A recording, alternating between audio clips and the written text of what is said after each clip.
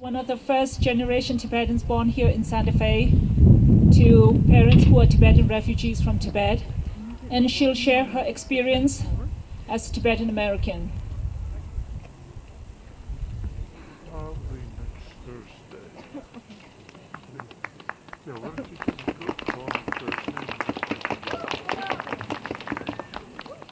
Good morning, everyone. My name is Sonam Rapgay, and I'm a 505 native and proud Tibetan American. I would like to start by thanking everyone who's gathered here today on the 60th anniversary of China's illegal occupation of Tibet. It is always so encouraging to see support from the community, and it is a large part of why grassroots activism is so important. Being Tibetan American shapes your outlook on life. The issue of identity is a constant internal struggle that many of us face.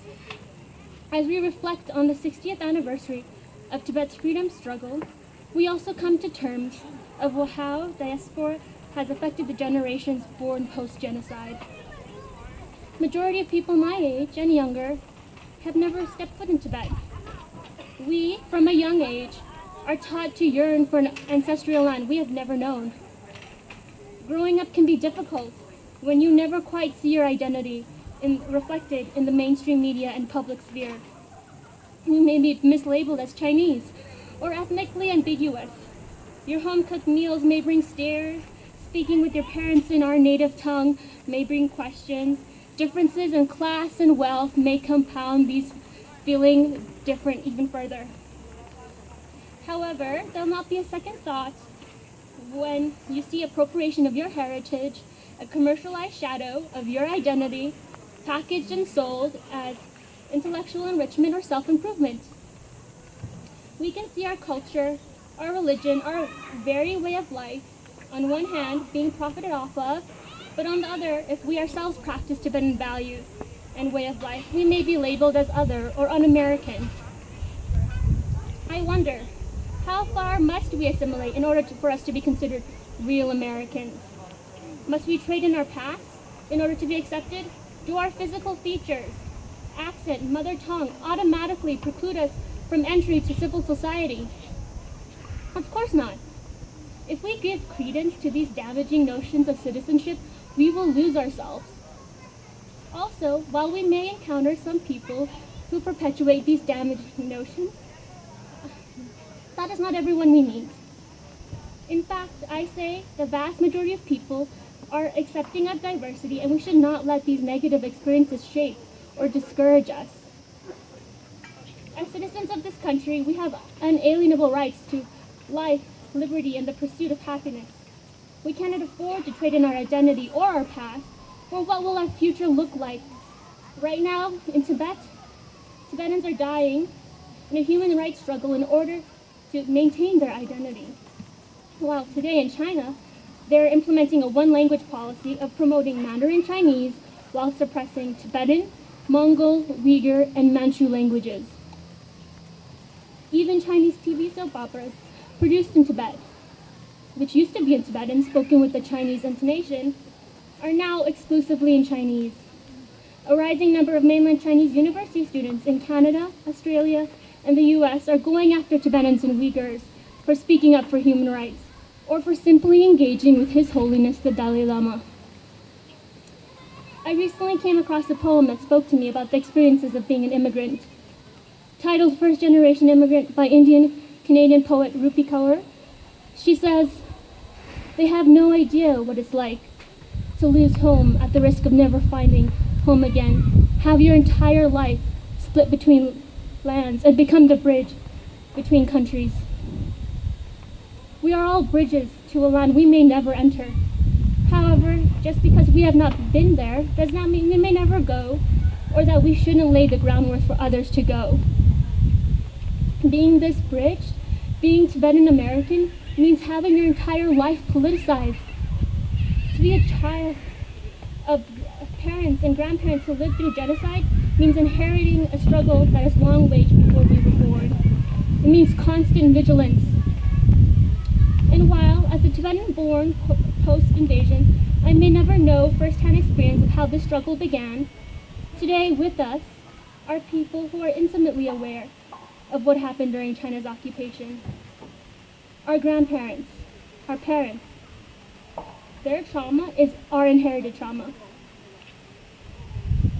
And what they lived through was the colonization of their land. And what we currently live in is a post-colonization period. And now, of course, we may look at this and walk away. But however, as someone who's been attending these marches since I was a baby, this is not a movement I want to walk away from. The only difference that separates me from Tibetans living in Tibet is that my family was able to escape and survive. I continue to fight for the ones whose lives have been lost and to ensure we do not lose more. My path in helping Tibet led me to political activism. In undergraduate, I spent 4 years working with students for Free Tibet at Mount Holyoke College. I was president of the chapter for 3. The culmination of my efforts led me to Washington, D.C., where I was a part of a nationwide group who lobbied our Congress in order to ask them to lend their support for Tibet-related bills and funding. In fact, a bill I lobbied for, the Reciprocal Access to Tibet Act, was recently signed into law with bipartisan support. The act is intended to promote better access to Tibet for U.S. officials, journalists, NGOs, and citizens. Activism for social change has taught me that while championing for change is by no means an easy or linear progression, it can be done. However, the opponent for this progress is certainly a powerful one. China is guilty of not only authoritarian control over Tibet, but of East Turkestan and Hong Kong. They consistently threaten Taiwan. They're engaged in a constant territorial battle over the South China Sea, and they are accused of encroachment into African affairs, to name a few. They also contribute the highest amount of pollution to our planet, although it is important to note that the U.S. is also in the top 3. China has money and military power, but we have justice and friends of Tibet. We are on a ticking timeline. The 2022 Beijing Winter Olympics are up ahead. As history has shown, as the Olympics draw closer, China will only become more authoritarian. This past Tibetan New Year, President Xi forced Tibetans to include his photos in their temple, essentially deifying himself. And as you may be aware now, at least 153 Tibetans have committed self-immolation as a form of non-violent protest against China's human rights abuses. The Chinese government labeled these people as terrorists, and for those who do not die, they face persecution, torture, and inevitable death. Uyghurs are being singled out and persecuted and imprisoned in concentration camps. Rural farmers are being forced out of their lands in order to make room for urbanization. They have revoked protections against the hunting of endangered species. And I fear things will only get worse. However, in the face of one of the most powerful countries in the world, we cannot let ourselves bow or compromise to injustice. Moving forward, especially those of us who are able to vote, we need to be even more aware of how our politicians are voting. As Tibetan Americans, we are more than just single-issue voters. The issue of Tibet is an issue of human rights, dignity for all sentient beings, and it is an issue of climate change. Rhetoric is not enough. However, I would also like to state that I'm wary of using military intervention. For using or the threat of using bombs never ends well for normal civilians. There are other more effective measures like boycotting and divestment that we should consider. While in order to achieve legislative change like the Reciprocal Access to Tibet and Eli Wiesel Genocides and Atrocities Prevention Act, bipartisanship is necessary. I have faith, but I have faith that there are political leaders who are committed to political, philosophical, and moral ideologies of human progress. In a year, we will have the 2020 elections. When we decide on who we will support in the upcoming general and local elections, there are various things that we, as Tibetan Americans and allies, need to consider. What are important issues as a citizen that concern you? Climate change, affordable healthcare, affordable housing, a living wage, student loans, some or all of the above, probably even more. We occupy a space of diverse, multi-level identities, and our values and concerns reflect as much. Each of us as individuals need to seek out candidates who will best represent our concerns and not only our local, state, and national interests, but our global interests as well, and then hold them accountable. And for the ones who are not old enough to vote, do not think for even a minute that you're not capable of making change. I am consistently being impressed by people much younger than myself. With you, I see a generation that is filled with active compassion and who is acutely aware that time is not on our side.